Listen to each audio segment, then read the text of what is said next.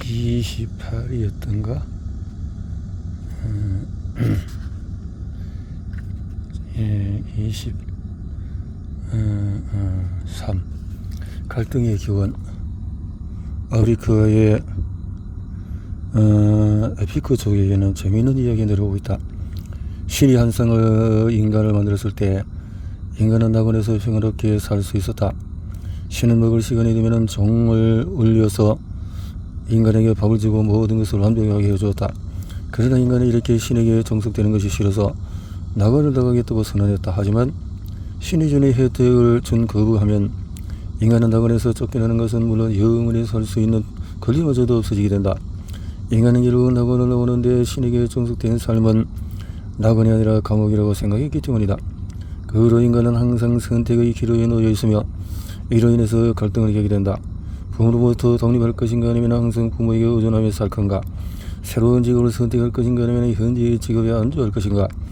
이 사람과 결혼할 것인가? 새로운 사람을 만날 것인가? 등등. 인간은 이런 갈등을 해결하기 위해서 번민에 휩싸이게 된다. 또한 갈등은 우리 인간에게 내재된 본성이기도 하다.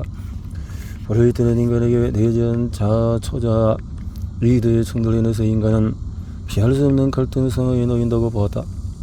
반면에 칼을 영한 인간의 마음은 보상적인 측면에 있어서 마음이 한쪽으로 치우치게 되면 다른 한쪽으로 바로잡아버리는 속성을 가지고 있어서 갈등을 일으킨다고 보았다.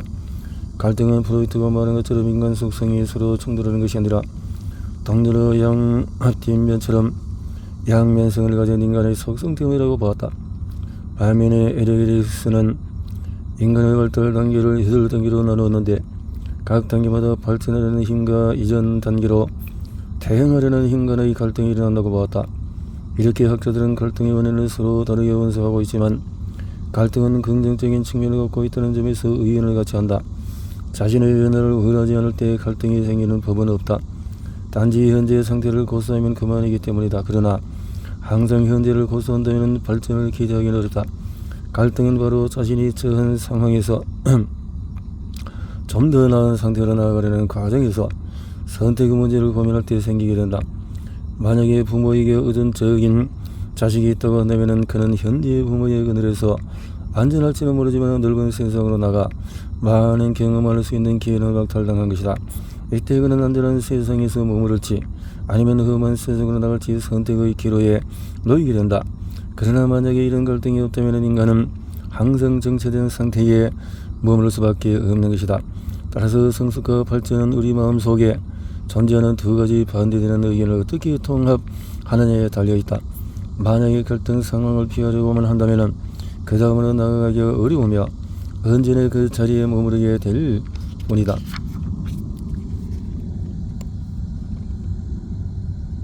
그 자리에 머무르게 될 뿐이다.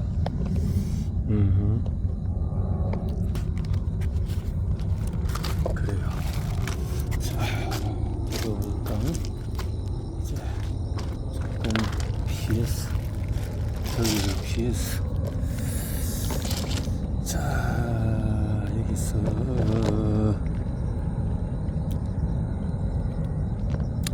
더위 뜨거운데 너무 또 뜨거워도 그렇고 건들지면은 좀 서늘하고 지금은 기후가 조금 그렇습니다. 저기가 감정은 다른 사람의 자신을 연결한다. 감정은 자신을 연도한다. 감정은 다른 사람으로부터 자신을 구분짓게 한다. 감정 전제 이유. 감정이 다른 사람의 자신을 구분짓기도 하고 자신이 무엇을 좋아하고 어떻게 반응하는가는 자신만이 가진 독특한 점이며 이것은 바로 감정을 통해서 알 수 있다. 어떤 사람은 고양이를 좋아하고 어떤 사람은 야구를 싫어하고 어떤 사람은 물을 무서워하고 어떤 사람은 등산을 즐긴다. 이것은 바로 감정의 선호도에 따라서 결정되는 것이다. 이처럼 우리는 각자 너무나 다르기 때문에 다른 사람의 조언을 해줄 때 먼저 그 사람의 감정을 살펴보는 것이 중요하다. 반대로 다른 사람들이 자신의 의견을 듣지 않는 경우도 많기 때문에 그들의 감정들을 끌려가기도 한다. 이때 다른 사람의 의견으로 인해서 자신의 감정을 소홀히 하지 않는지 또 자신이 원하지 않는 방향으로 나아가는지 인지할 필요가 있다. 그래서 공자는 이렇게 말했다. 현재는 모든 사람의 말을 경청하고 그것에 대해서 고맙게 생각해야 한다. 그 사람들이 모두 돌아간 뒤에는 자신이 생각하기에 가장 좋은 방식대로 행동해야 한다. 넷째로 감정은 직관력을 가져다 준다.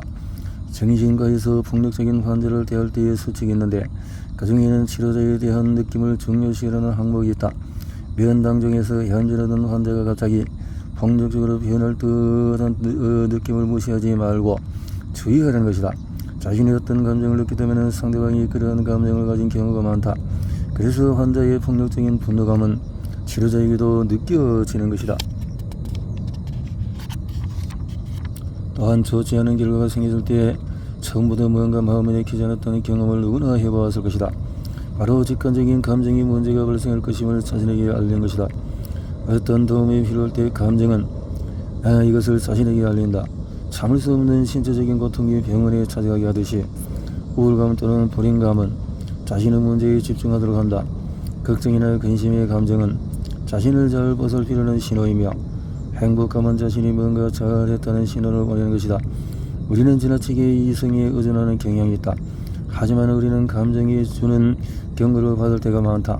뭔가 이 사람은 자신을 속이는 느낌이 들거나 사업을 하면 안 될 것 같은 예감이 들거나 뭔가 끄림직한 감정이 들어서 어떤 일을 하기가 싫을 때가 있다.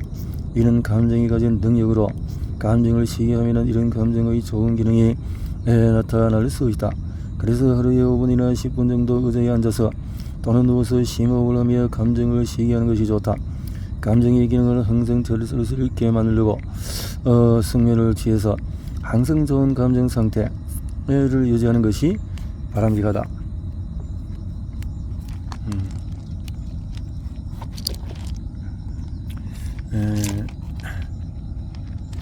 강간은 범죄다.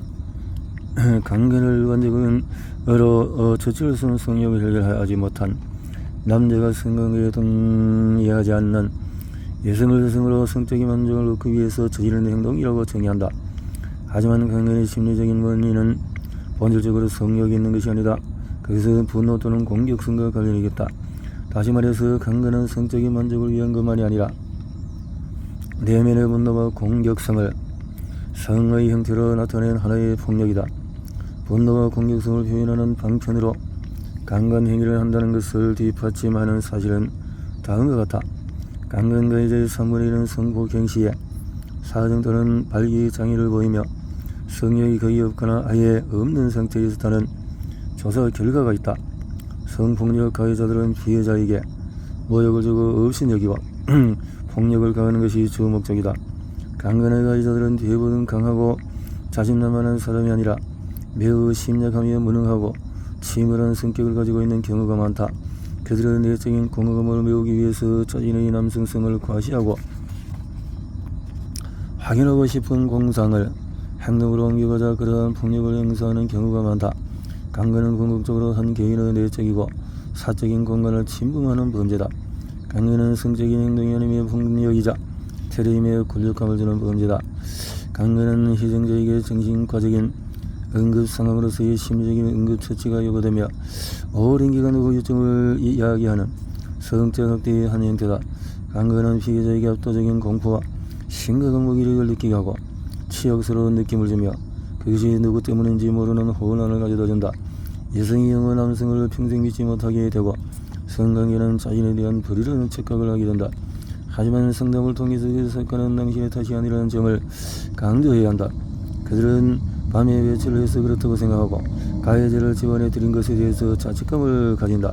결국 피해자는 강간의 상처에 더해 두 번의 상처를 받게 되고 치료 시기도 늦어지는 것이다. 그래서 강간의 책임은 피해자 자신에게 있는 것이 아니라는 사실을 명확히 알려주고 피해자를 지지해 주어야 한다.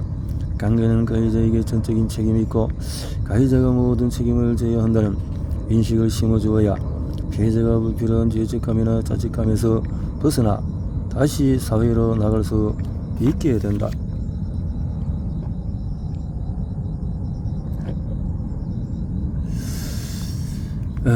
까미오 클로테를 통해서 살펴보는 정신증. 조카 로댕의 연인이며 제자인 까미오 클로테는 1913년 바레브라르 정신질환 요양소에 강제로 입원을 당했다.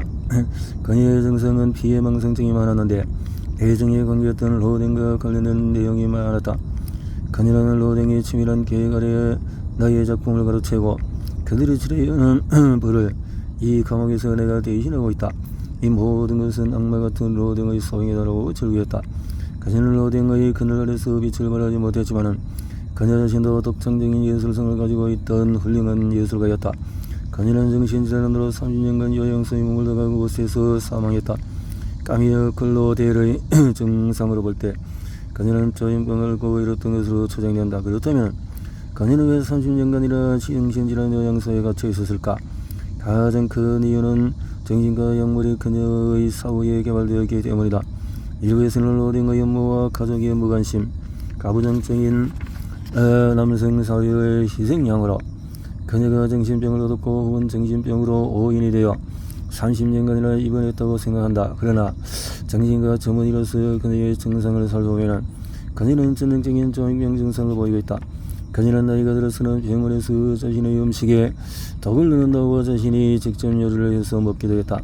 1950년대에 클로로프로마진이라는 정신과 약물이 나오기 전에는 조현병 환자 중에서 3분의 2가 까미오 클로델처럼 정신병원에서 평생을 보내야 했다.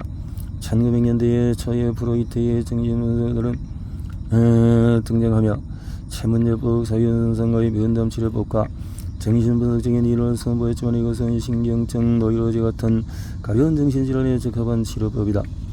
이전까지 환자의 치료를 포기하고 수용에만 극복했던 정신질환의 치료에서 클로로프로마진이 등장하는 획기적인 사건이 있었다. 이를 통해 조현병 환자들이 대부분 병원을 떠나서 사회에 복귀할 수 있는 길이 열리게 되었다. 그래서 현재 조현병 환자의 95%는 병원 밖에서 생활이 가능하게 된 것이다. 클로로프로마진 등장의 이후에 정신질환의 원인 분석 새로운 전기를 마련하는 계기가 되었다. 정신질환의 조현병의 약물이 반응한다는 것은 어떤 정신질환은 몸의 기질적인 원인에 의해서 발생한다는 사실을 간접적으로 시사하는 것이기 때문이다. 초기 정신분석가들의 주장처럼 모든 정신질환은 심리적인 원인만 있는 것이 아니라 뇌의 기질적인 것도 한 원인이라는 사실이 점차 밝혀졌다. 그러나 여전히 정신질환이 심리적인 원인에 의한다는 편견을 갖고 있는 사람들도 있다. 또한 정신과 치료는 면담 치료만이 최선이라고 생각하기도 한다. 그러나 어떤 정신질환은 뇌의 기질적인 원인에 의해서 생긴다는 사실이 과학적인 연구를 통해서 밝혀졌다. 조현병의 경우에 도파민이나 세로토닌 같은 신경전달 물질의 이상에 의해서 증상이 생기게 된다. 따라서 정신질환의 경우에 질병에 따라서 약물 치료가 우선이고 면담 치료는 보조적으로 사용하는 경우가 있다. 그러나 아직도 정신과 약물의 사람을 바보로 만들고 무조건 중독이 되며 심지어 병인을 만든다고 생각하는 사람이 널리 존재한다. 그 이유는 아마도 조현병의 자연적인 경과 때문에 생긴 오해일 것이다. 조현병은 처음에는 조울성 치매라고 불리었다. 이유는 조현병의 증상이 오래되면 사회성을 못 잃고 지금만 있으려 하며 아무것도 하지 않으려는 무기력증에 빠지게 되는데 이것은 마치 치매의 조기 양상과 같기 때문이다. 어떤 환자들은 약물을 사용해도 이런 조현병의 경과를 밟게 된다. 그래서 사람들은 약물 부작용으로 인해서 조현병 환자들이 사회성이 떨어지고 멍한 상태에 놓이고 길거리를 비워야 한다고 오해를 하기도 한다. 그러나 이는 조현병의 증상일 뿐 약물로 인한 현상은 아니다. 정신질환은 과거 수백 년 동안의 귀신에 쓰였거나 만에게 영혼이 거들려서 생긴다고 인식되었다. 이로 인해서 정신과 환자가 그 편견에 쓰달리다가 바퀴를 벗고 살인을 당하기까지 했다. 그러나 지금은 뇌의 신경전달 물질의 균형이 깨어져 생기는 질환이라는 사실을 알게 되면서 그 신경전달 물질을 조절하는 약물이 등장했다. 이로써 조현병 같은 정신질환으로 인해 환자가 정신병원에서 평생을 살지 않게 되었다. 또한 증상 없이 사회생활을 할 수 있게 되었으며 뇌의 신경전달 물질인 세로토닌 등의 물질 불균형으로 인한 우울증으로 인해서 좌절하는 우울증 환자의 생명을 구할 수 있게 되었다. 이런 대부분의 정신질환이 뇌의 질환이지 마음의 병이 아니며 자신의 정신력이 약하다는 또 의지력이 박약한 것으로 생긴 것이 아니라는 사실을 뒷받침하는 것이다.